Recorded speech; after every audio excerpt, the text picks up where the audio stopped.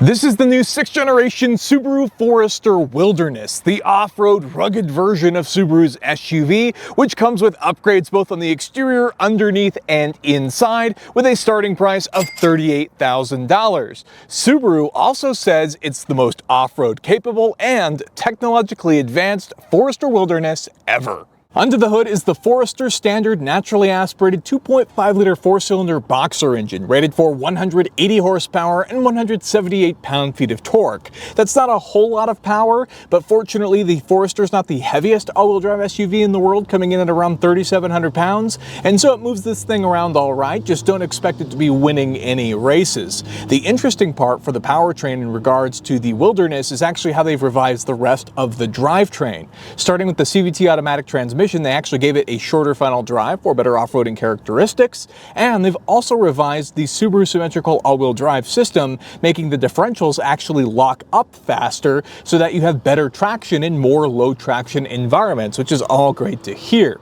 Now, the unfortunate part about the off-road changes for the Subaru Forester Wilderness is that the things that make it more off-road capable make it less fuel efficient. And so the Wilderness is actually the least fuel efficient model of the Forester, with an EPA rated 24 miles per gallon city and 28 miles per gallon highway. Now, that's still pretty respectable, and with its 16.6 gallon fuel tank will get you a range of up to around 460 miles, which I think is pretty good. But where that makes you question things is if you're really not going to take advantage of the rugged off-road features of the Wilderness, maybe you would be better off with the more fuel-efficient versions of one of the other less off-roady models, but still fairly capable. Next, let's take a closer look at the exterior and underneath of the Forester Wilderness, which is where you'll find more of the exciting features that actually make this the more off-road, rugged, and capable version in the Forester lineup. And in classic Wilderness fashion, you can see all of the copperish gold accents throughout the vehicle as well.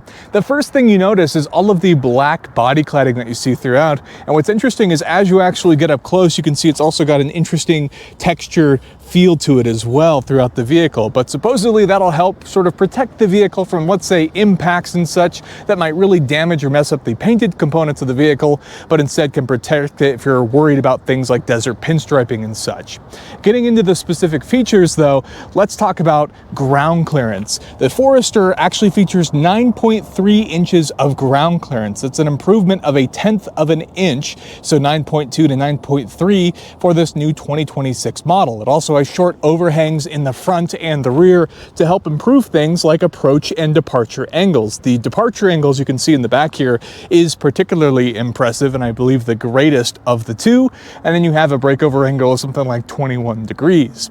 Getting into some of the other features, as you take a closer look, we have full LED lighting throughout the vehicle. You have these super cool fog lights to help with additional lighting. And then underneath, we also have some skid plates here, obviously not meant necessarily to be bashed on a rock during rock crawling, but should be just fine in terms of taking fairly loose rocks on trail roads and other things like that.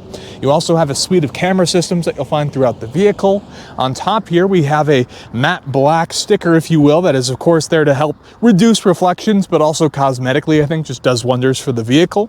As you continue around here, here is the main benefit of a lot of that ground clearance as well. Not only do you have the revised off-road suspension, but you also have these larger Yokohama Geolanter all-terrain tires, which have a nice tread pattern to them, and they come on these cool 17-inch wheels that come as part of the Wilderness package. The actual cool thing here is also that these fenders have these vents, which just kind of makes everything feel a bit more functional. As we continue back, we have some more cool features, things like keyless entry on the front doors, but then you also get these roof rails standard, and everything up here is actually designed to hold up to 800 pounds. So you can take all of your off-road gear with you, and you should be able to take it on the trails and just take advantage of all the real estate that you're working with here in the Subaru Forester. As we come here to the back, you can see these sort of stylistic changes in the Wilderness add-ons, but then the other cool part is that the hatch itself is also a power hatch, which just makes the regular usage of the vehicle not necessarily Wilderness focused, but if you needed to use it, it's just a little bit easier for your daily driver, and you can get access to the back here, which even has some cool rubber mats and additional accessories we'll talk about more in the interior. Everything on this is pretty straightforward, I think, in terms of the sort of classic Subaru recipe that you can expect for the this vehicle. It's just the latest and greatest version with some improvements to sort of refine the overall Forester Wilderness product. Moving on to the interior, the Wilderness, for all of its money, does actually get some cool cosmetics and different changes meant to be additionally functional and make the vehicle feel more premium, with the option to purchase a further more premium $2,200 luxury package, including things like the Harman Kardon sound system, to further enhance your overall experience. One quirky thing I did want to point out was these sort of tags that come on the Wilderness interior. I guess, yes, it makes it feel like a piece of hiking equipment. A little bit funny, but I just wanted to point that out. Getting right into it, you do feature these special seats, and the entire interior itself is actually covered in a water-resistant fabric that Subaru puts onto the vehicles to essentially make them tougher and more durable. Here in the headrest, you can also see the embossed Subaru Wilderness logo, which is a nice touch, and even just the general materials, the fit and finish, and different logos, the contrast stitching, even the steering wheel, all makes it feel very premium, while also having things like these rubber floor mats that'll be easier to clean in the vehicle in the event that something happens. So that's Subaru, I guess, just looking out for you. If you're buying a Wilderness, you're likely buying a vehicle for its functionality, and so you have some improved usability. You have a keyless entry here, so you go ahead and push to start. You can see the Subaru branded gauge cluster there, which is a very nice touch. You don't always get that on upgraded trim models, but you get it here in this particular vehicle, so we love to see that.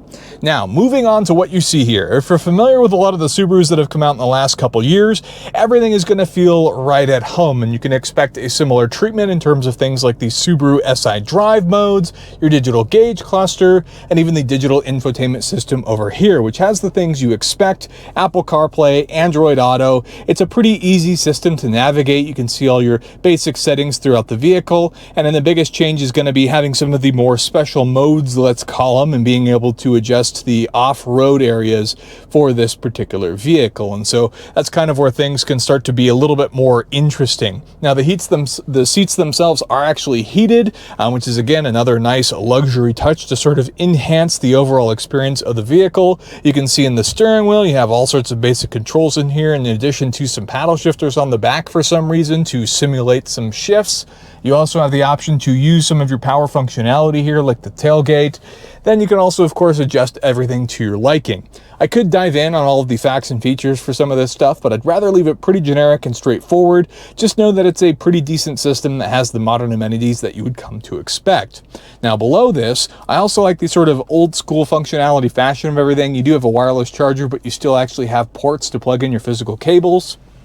Over here, you actually have a physical shifter. That's not something you see too often these days, but it's definitely nice and confidence instilling, I'd say, and I definitely prefer that to some of the alternatives. Below that, you'll find your electronic parking brake and a button which quickly brings up your cameras, which can be helpful for off-roading, but also just driving and parking in general. And you can even see up here the actual X modes, which provide your off-road focused modes that can alter how the car responds to certain environments.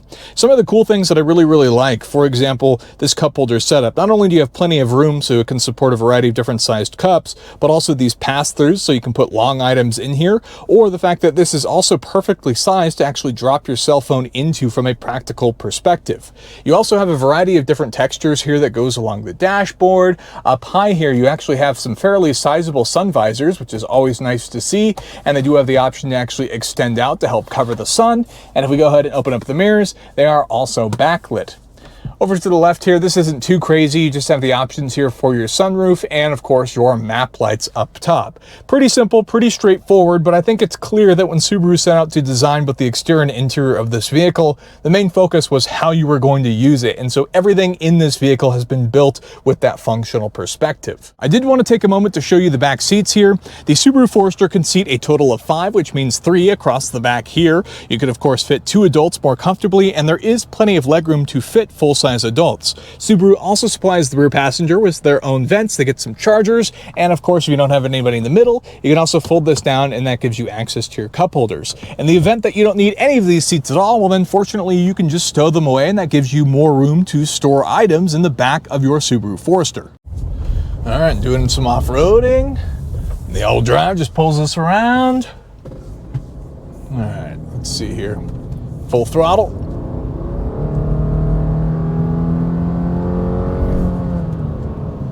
Yeah, not gonna win any races in this. And you know what? As optimistic as I want to be for how the powertrain performs in some environments, I wouldn't be surprised if you told me that uphill with a fully loaded vehicle or with a lot of cargo that it has some trouble accelerating. I probably wouldn't be surprised. I don't really have the resources to test that at the moment, but I have a feeling that might be the case for some people. But let's talk about the other good things. As far as the just basic driving characteristics of this vehicle, it's just fine. It's smooth, it's relatively quiet. You have a nice up-high seating position that allows you to see far ahead in front of you, which can be great for both off-roading and just regular driving usage.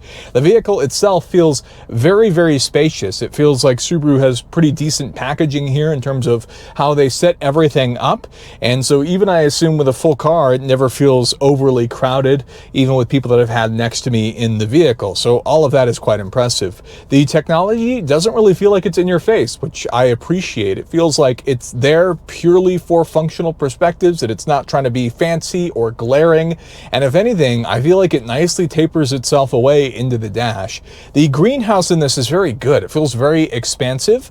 I feel like I can see a lot around me, which means if you were someone who's driving through a lot of scenic areas, I would say for some reason this feels like that would be better at that. Not that that's something that I consider for a whole lot of vehicles, but it just for whatever reason occurs to me when I'm thinking about this particular vehicle, while being able to open things like, of course, the sunroof up top. It's fairly smooth. When you're on it, yeah, there's definitely more powertrain noise. Obviously, this vehicle's trying to accelerate, and it does feel like it needs its help.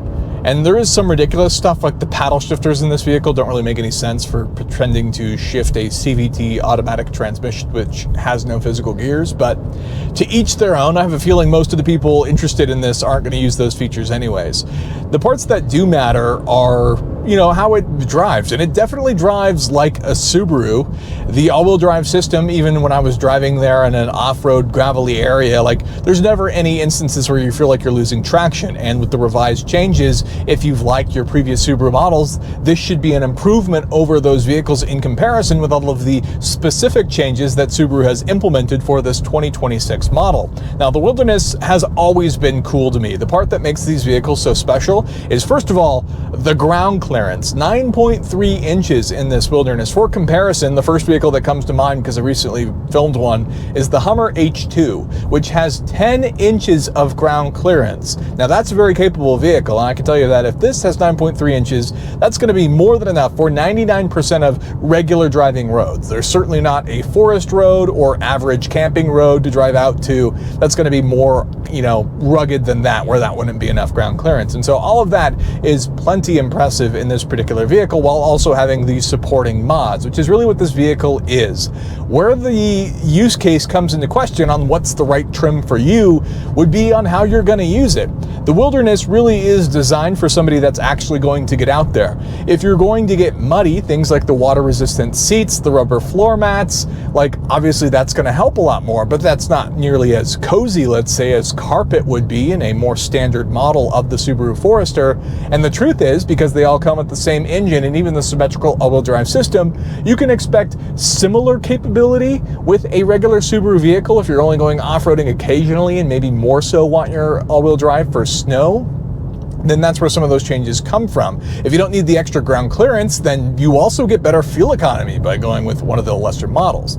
However, as I mentioned earlier at the beginning of this video, all of the compromises and changes in this particular vehicle, those things are what make the Wilderness special. It's compromised to be better at off-roading. And so if you want the best off-roading Subaru Forester, the Wilderness is then the one to buy. And so that's why this vehicle matters. And that can be said for a lot of different vehicles. You make compromises. A vehicle just can't be good at everything all the time. You make compromises to be good at certain things, and that's what the Wilderness is. It sacrifices things like fuel economy for more ground clearance and more off-road friendly items. But this could be the perfect vehicle for you to throw your kayaks on, your hiking gear in the back, take you or your friends and even your dog just wherever you need to get going for these vehicles. And so that's kind of why they exist, and that's what they do. They're very good at the very, I guess, average all off-road things that Subaru builds them for. They're excellent at that. Without a doubt, the best, like,